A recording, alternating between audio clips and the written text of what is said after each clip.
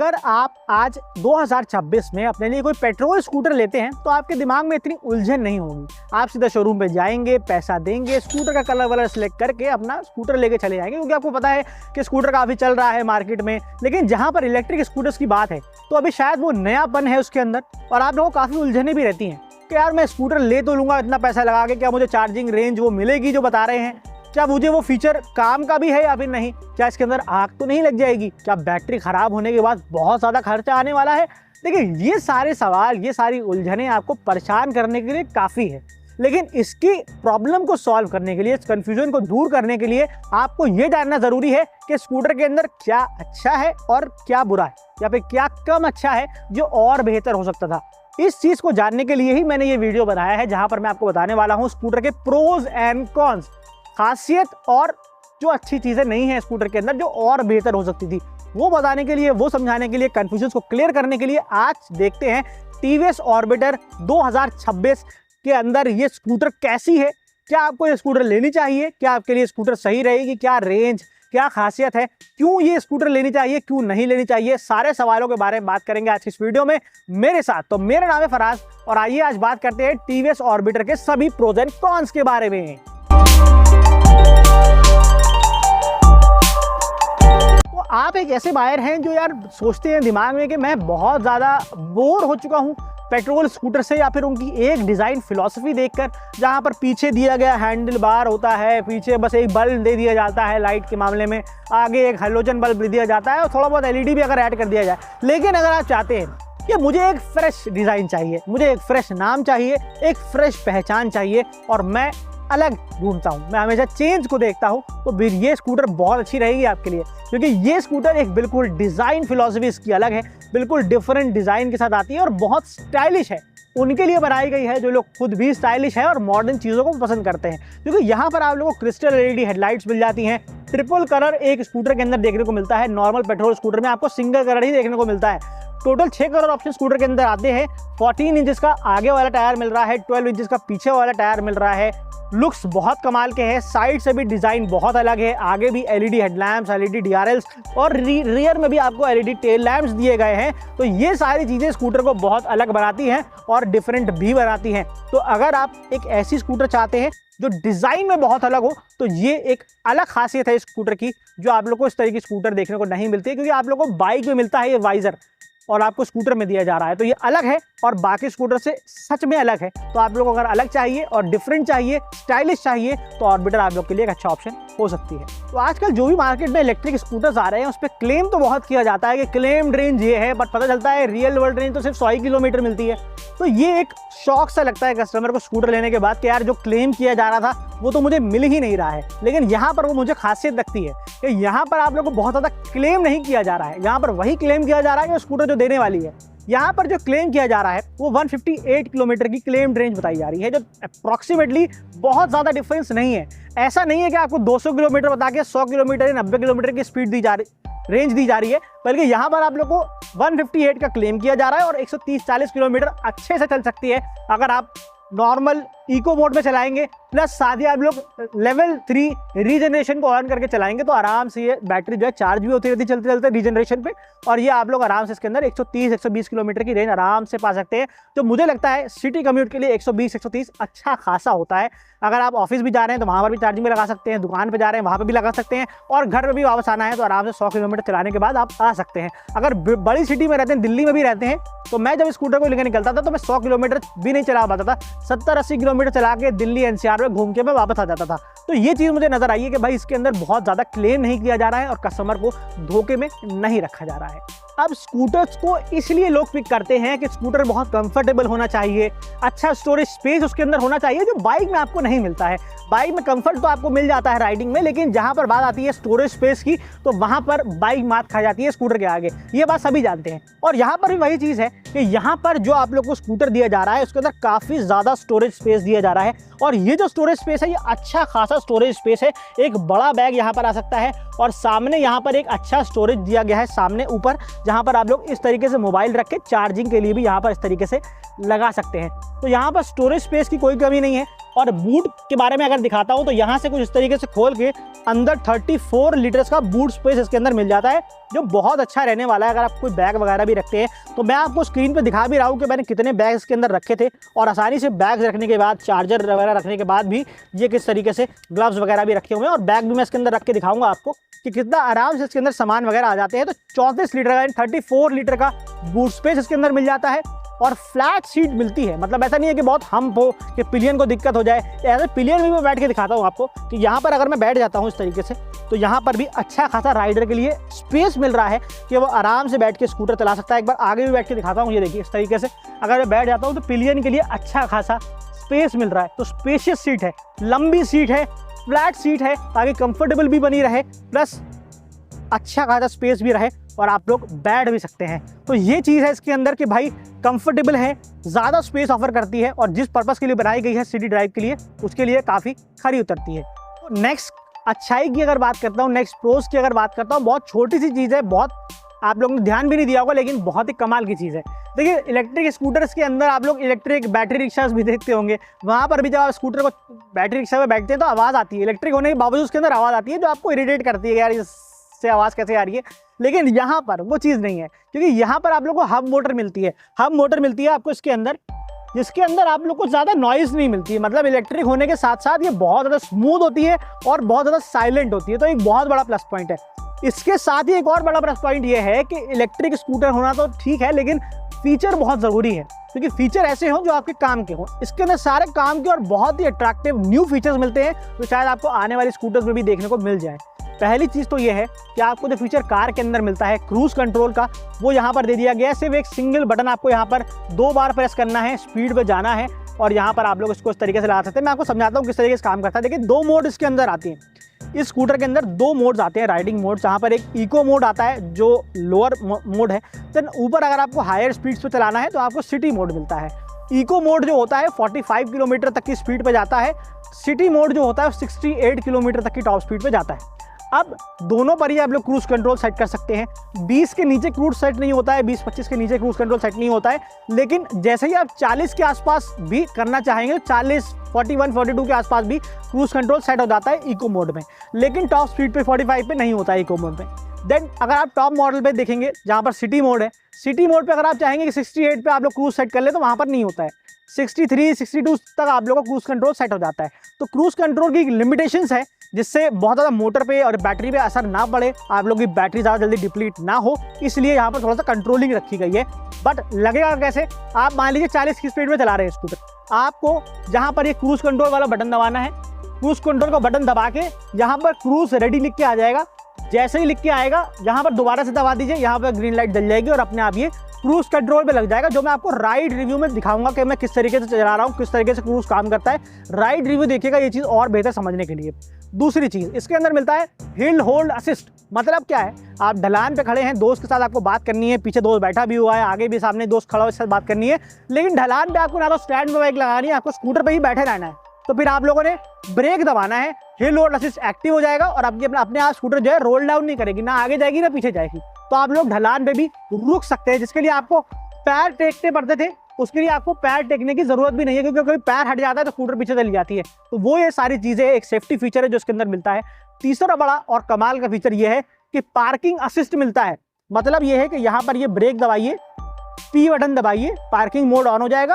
Forward जाना है तो बटन ऑन रहने दीजिए, बैकवर्ड जाना है, रिवर्स पे जाना है तो एक बार और दबा दीजिए, स्कूटर पीछे भी चलने लगती है। आपने अमूमन देखा है कि स्कूटर आगे चलती है लेकिन ये पीछे भी जाती है। रिवर्स फीचर भी मिलता है। उसका काम क्या होता है, स्कूटर पे बहुत ज़्यादा वजन रखा हुआ है, आपको 2 लोग बैठे हैं, आपका ज़बरदस्ती का जो एक मोटा सा दोस्त है जो खाता बहुत ज़्यादा है, वो पीछे बैठ गया आगे। अब आप कह रहे हैं यार उठ के पीछे कर दे, वो कह रहा है मैं अभी नहीं उतरूँगा, तू कर ले अपने आप पीछे। अब जब वो पीछे करेगा तो आपको या तो उतर के पीछे करना पड़ेगा या तो आपको पैर से पीछे करना पड़ेगा। उसी के लिए बनाया, आपके परेशान करने वाले दोस्त के लिए फीचर बनाए, जहाँ पर आप बटन दबाएंगे, रिवर्स मोड करेंगे और 5 किलोमीटर तक की स्पीड उसके अंदर मिलती है जो आप पीछे कर सकते हैं स्कूटर को, आराम से आप लोग पार्किंग स्पेस से निकाल सकते हैं। बहुत ही यूजफुल फीचर है, यूज़ करके देखिएगा मज़ा आ जाएगा। तो ये 3 फीचर बहुत अच्छे हैं इसके अंदर, जहाँ पर क्रूज कंट्रोल है, हिल होल्ड असिस्ट है और पार्किंग मोड्स है। और चौथी चीज़ ये है कि इसके अंदर 2 तरह के राइडिंग मोड्स मिलते हैं। 5वां फीचर ये है कि ब्लूटूथ कनेक्टिविटी मिल जाती है, टर्न बाय टर्न नेविगेशन इसके अंदर मिल जाता है। ये सारे फीचर बहुत कमाल के फीचर है और इसके अंदर आप लोग को कॉल के अलर्ट्स वगैरह भी मिल जाते हैं। 5.5 इंच का LCD कलर डिस्प्ले मिलता है, लेकिन वो TFT नहीं है, वो टच नहीं है, लेकिन आपका काम पूरा करता है। और साथ ही यहाँ पर आप लोग को वाइजर मिल जाता है, यहाँ पर LED लाइटिंग सेटअप मिल जाता है, क्रिस्टल LED मिल जाती है, LED DRS नीचे मिल जाती है, LED इंडिकेटर्स के अंदर एडिड है। साथ ही इसके अंदर आप लोगों को कॉम्बी ब्रेकिंग सेटअप मिल जाता है, मतलब एक बार आप आगे वाली ब्रेक दबाएंगे तो पीछे वाली भी दब जाती है, पीछे वाली दबाएंगे तो आगे वाली भी हल्की हल्की अप्लाई होने लगती है। तो ये मतलब होता है। तो सारी चीज़ें बहुत कमाल की है, सारी यूज़ की हैं। आपकी हाईवे पे चलना है, क्रूज कंट्रोल सेट कर लीजिए, पार्किंग में पीछे करना है, दोस्त बैठा हुआ है तो पार्किंग असिस्ट कर लीजिए। साथ ही अगर आप लोगों को मोड चेंज करना है, तेज स्पीड पर जाना है तो मोड चेंज कर लीजिए। तो हिल होल्ड असिस्ट, ध्यान पे खड़े हैं तो हिल होल्ड असिस्ट ऑन कर लीजिए। तो ये सारी चीज़ें बहुत प्रैक्टिकल बनाती है, स्कूटर को बहुत कमाल का बनाती हैं। तो मेरा कहना यही है कि स्कूटर बहुत ही ज़्यादा प्रैक्टिकल है, फीचर लोडेड है और अच्छी खासी रेंज देती है। और last but not the least एक और खासियत बताना चाहूँगा, वो ये है कि ये स्कूटर बहुत ज़्यादा वैल्यू फॉर मनी लगती है मुझे इतने सारे फीचर्स को देखते हुए। क्योंकि देखिए क्रूज कंट्रोल जैसे फीचर ना अभी कॉमन नहीं हुआ, अब आने वाले टाइम पे कॉमन होने लगेंगे। आपको नॉर्मल स्कूटर्स में भी देखने को मिलने लगेगा क्रूज कंट्रोल। लोग कहते हैं कार के अंदर ही बहुत कम यूज़ होता है सिटी के अंदर, तो फिर स्कूटर में कहाँ यूज़ होगा। मेरे हिसाब से स्कूटर में ज़्यादा यूज़ होने वाला है, क्योंकि स्कूटर में 40 किलोमीटर की स्पीड में सेट हो जाता है ये, और 40 किलोमीटर की स्पीड तो आप चलाते ही हैं सिटी के अंदर। तो 40 किलोमीटर अगर आप दिल्ली जैसे बड़े शहर में जहाँ पर ट्रैफिक लाइट पर ही आपको रुकना है, बाकी आपको चलते रहना है लंबी लंबी सड़कों पे, तो वहाँ पर क्रूज कंट्रोल बहुत काम का है। तो ये सारे फीचर्स हैं। बाकी वैल्यू फॉर मनी की बात कर रहा था, स्कूटर का प्राइस 1,04,000 रुपये का रखा गया है। एक्स शोरूम बहुत ज़्यादा नहीं है, 90,000 रुपये 95,000 रुपये का तो आपको एक्टिवा जैसा स्कूटर मिल जाता है। तो भाई ये तो फिर मेरे हिसाब से एक अच्छा ऑप्शन रहने वाला है। थोड़ा सा 5-7 हज़ार रुपये लगा के आप लोग जो है एक्स शोरूम के प्राइस के हिसाब से 1,04,000 रुपये का इलेक्ट्रिक स्कूटर खरीद सकते हैं, TVS ऑर्बिटर।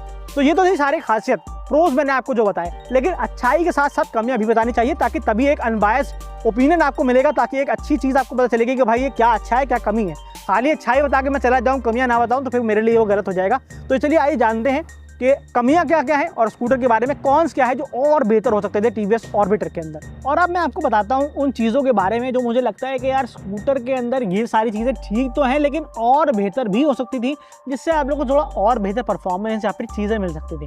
पहली चीज़ तो यही है, जो पीछे से मैं स्टार्ट कर रहा हूँ, वो ये है कि यहाँ पर आप लोगों को जैसे मैंने बताया कि पीछे इसके अंदर हब मोटर मिलती है जो यहाँ पीछे टायर में दी गई है।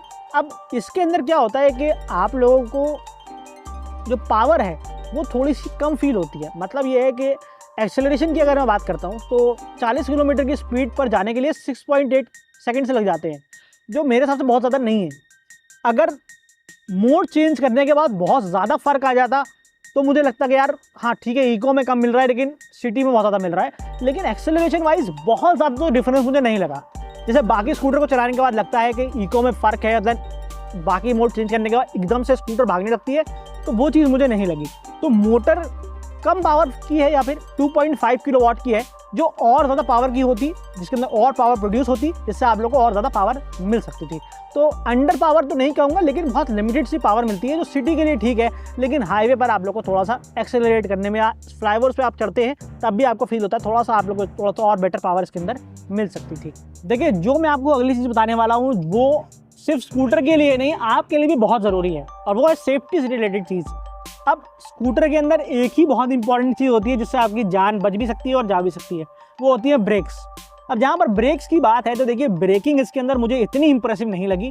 अच्छी है, सिंगल राइडर के लिए कोई इशू नहीं है, लेकिन अगर मेरा मोटा सा दोस्त पीछे बैठ जाता है आगे, या मेरे कोई फैमिली के आगे पीछे बैठ जाता है, हैवी बंदा जो है, वो उस पर बैठने के बाद मुझे लगता है कि यार इतना अगर हाई स्पीड से मुझे तेज़ जाने के बाद मुझे धीरे करनी है स्कूटर, तब मुझे लगता है कि थोड़ा सा और बेटर इसके अंदर ब्रेकिंग हो सकती थी, जो मुझे इसके अंदर मिसिंग लगती है। तो दूसरी बड़ी चीज़ जो इसके अंदर मिस है वो ये है कि इसके अंदर कॉम्बी ब्रेकिंग सेटअप मिलता है, इतना पैसा खर्च करने के बाद भी इसके अंदर डिस्क का ऑप्शन नहीं दिया जाता है। तो तीसरी कमी की अगर बात करता हूँ वो ये है कि यहाँ पर जो चार्जर मिलता है, इससे आप लोग स्कूटर को जो चार्ज कर रहे हैं वो तकरीबन 4 घंटा 10 मिनट लगता है 0 to 80% चार्ज करने में। लेकिन यार प्रॉब्लम ये आती है कि अगर आपने स्कूटर लगाया भी है तो चार्जिंग टाइम मुझे अभी भी ज़्यादा लग रहा है। अब मैं आपको अपने एग्जांपल देता हूँ। मैंने इस स्कूटर को तकरीबन 20% चार्जिंग के आसपास लगाया, जब इसके अंदर 20% रह गया था, और 4:30 बजे के आसपास मैंने लगाया। देन रात में 10 बजे तक ये 98% ही हुआ है। तो मतलब आप समझ सकते हैं कि जो क्लेम टाइम दिया जा रहा है उससे थोड़ा सा ज़्यादा ही लग रहा है कंप्लीटली चार्ज करने में, जो थोड़ा सा और फास्ट हो सकता था। अगर ये टाइमिंग 2 घंटे के आसपास होती तो भी मुझे लगता है कि ठीक है, क्योंकि जहाँ पर फुल चार्ज करने की बात है 80% से 100% को जो सफ़र होता है ये सबसे ज़्यादा मुश्किल होता है इलेक्ट्रिक व्हीकल्स में। और वो चीज़ मुझे फील होती है कि चार्जिंग थोड़ी सी और फास्ट हो सकती थी, क्योंकि ये सिर्फ इस चार्जर से चार्ज करी जाती है और यहाँ पर चार्जिंग टाइम 0 to 80% का 4 घंटे 10 मिनट का लग जाता है। Last but not the least, एक लिमिटेशन मुझे और लगती है जो स्कूटर के अंदर, ये है कि भाई स्कूटर के अंदर क्रूज कंट्रोल तो मिल रहा है जो कि कार वाला फीचर है, बहुत हाई एंड बाइक्स के अंदर मिलता है, लेकिन लिमिटेशन ये है कि अगर मैं इसको 2 मोड्स इसके अंदर मिलते हैं, इको और सिटी। अब इको मोड्स में 45 किलोमीटर तक की टॉप स्पीड है, लेकिन लिमिटेशन ये है कि मैं 45 पे क्रूज क्यों नहीं सेट कर सकता हूँ जब मुझे स्पीड मिल रही है। अगर मान लीजिए कि मैं थ्रॉटल नॉर्मल बिना क्रूज लगाए भी 40 से ऊपर ही चला रहा हूँ तो क्रूज कंट्रोल 45 पे सेट हो जाना चाहिए था। तो ये लिमिटेशन जो है मुझे थोड़ी सी ऑफ लग रही है। दूसरी चीज़ ये है, सिटी मोड पे 68 किलोमीटर की टॉप स्पीड मिल रही है, लेकिन अगेन 68 किलोमीटर की टॉप स्पीड पे मैं क्रूज कंट्रोल नहीं लगा सकता हूँ। अगेन वही बात कि अगर मैं थ्रॉटल से चलाता हूँ तब भी तो मेरी मोटर और बैटरी लग रही है, तो फिर क्रूज कंट्रोल की लिमिटेशन क्यों? तो ये एक बड़ा सवाल है जो मुझे लगता है कि कमी थी और जो लिमिटेशन नहीं होनी चाहिए क्रूज कंट्रोल के अंदर। जब स्कूटर की लिमिटेशन ऑलरेडी बनी हुई है सिटी मोड्स और इको मोड्स के अंदर, तो क्रूज कंट्रोल अप्लाई होना चाहिए था। तो ये एक बड़ी प्रॉब्लम है कि क्रूज कंट्रोल के अंदर भी लिमिटेशन है, then eco and riding mode में तो लिमिटेशन होती है। तो ये चीज़ अगर नहीं होती क्रूज कंट्रोल की लिमिटेशन, तो और एक बड़ा ऑप्शन मिल सकता था राइडर को चलाते टाइम। सो अब सवाल आता है कि अच्छाइयाँ भी हैं, कमियाँ भी हैं, लेकिन आप लोग को सिक्के के दोनों पहलू देख के ही डिसीजन लेना है कि आपको स्कूटर के लिए जाना है या फिर नहीं। लेकिन बात यह है कि भाई ये स्कूटर किन के लिए बना है और किन के लिए नहीं बना है ये भी जानना जरूरी है, जिस तरीके से आपने अच्छाइयाँ और कमियाँ सुनी है। अब देखिए, अगर आपकी एक्सपेक्टेशंस ये है कि इलेक्ट्रिक स्कूटर लेने के बाद मैं 100 की स्पीड पे चलाऊंगा और मैं इससे हाईवे टूरिंग करूंगा, या मैं इसको सिटी के बाहर लेके जाऊंगा, या फिर मैं हाईवे पे बहुत चलाऊंगा, बेफिक्री से चलाऊंगा। देखिए, इलेक्ट्रिक व्हीकल्स में अभी बेफिक्री नहीं मिलने वाली है अनटिल एंड अनलेस कि आप डीसी चार्जर से चार्ज कर सकें। तो डीसी चार्जर से चार्ज करने का ऑप्शन अभी इलेक्ट्रिक स्कूटर्स या बाइक्स के अंदर अवेलेबल नहीं है, ज़्यादातर के अंदर बता रहा हूँ। तो यहाँ पर ये लिमिटेशन है कि अगर आपकी एक्सपेक्टेशन ये है कि आप हाईवे पर जाएंगे इससे, तो ये उसके लिए नहीं बनी है, सिर्फ सिटी के लिए बनी है। अगर आप चाहते हैं कि आपको ज़्यादा टॉप स्पीड वाले स्कूटर चाहिए, 68 किलोमीटर की टॉप स्पीड आपके लिए मायने नहीं रखती है, आप तो अमूमन जो है सिटी के अंदर भी 70-80 किलोमीटर की स्पीड पे चलाते हैं, तो अगेन आपकी ये स्कूटर नहीं बनी है। लेकिन अगर आपकी राइडिंग जो है 100 किलोमीटर से अंदर की है, आप चाहते हैं कि यार 150 किलोमीटर भी मुझे मिल जाए घर से ऑफिस, या फिर घर से मैं दुकान पे जा रहा हूँ वहाँ पर मैं चार्जिंग पे लगा लूँगा, कोई टेंशन नहीं है, तो फिर आप ये स्कूटर ले सकते हैं। अगर आपको ड्रम ब्रेक्स के अंदर काम चल रहा है, आपको इसके अंदर डिस्क ब्रेक की ज़रूरत नहीं मिल रही है, तो फिर आप स्कूटर के लिए जा सकते हैं। अगर आपको ट्राई करना है, एक नया चेंज चाहिए आपको कि नाम अलग होना चाहिए, पहचान अलग होनी चाहिए, क्रूज कंट्रोल मिलना चाहिए, हिल होल्ड असिस्ट मिलना चाहिए, पहाड़ों पे भी रहते हैं, तो ये एक बहुत अच्छा ऑप्शन है। लेकिन अगर आप लोग की एक्सपेक्टेशंस नहीं है, तो फिर आप लोग थोड़ा सोच समझ के स्कूटर को लीजिएगा और जाने से पहले, बुक कराने से पहले स्कूटर को चला के ज़रूर देखिएगा। और मेरी पर्सनल ओपिनियन पे आप लोग क्रूज कंट्रोल तो ज़रूर टेस्ट करके देखिएगा, मज़ा ही आ जाएगा। तो ये है टीवीएस ऑर्बिटर, जहाँ पर मैंने आज आप लोगों को इसकी अच्छाइयाँ भी बताई हैं, कमियाँ भी बताई हैं। अब डिसीजन आपका है, पॉकेट आपकी है कि आपको स्कूटर के लिए जाना है या फिर नहीं जाना है। आज की इस वीडियो में यही था, मिलते हैं नेक्स्ट वीडियो में। जाने से पहले राइड रिव्यू देखना बिल्कुल मत भूलिएगा, और अगर ज़्यादा डिटेल में स्कूटर को जानना है तो रिव्यू वीडियो को देखिएगा, और अपने उस दोस्त को ये वीडियो जरूर भेज दीजिएगा जो स्कूटर लेने की तैयारी कर रहा है लेकिन पेट्रोल और ईवी में कंफ्यूज है। तो स्कूटर को वीडियो उसको भेजिए, उसको समझाइए कि भाई इलेक्ट्रिक के अंदर ये फायदे हैं, ये नुकसान है, तो ये सारी चीज़ें देख के ही वो डिसीजन ले। आज की इस वीडियो में यही था, मिलते हैं नेक्स्ट वीडियो, तब तक के लिए ड्राइव सेफ, राइड हार्ड।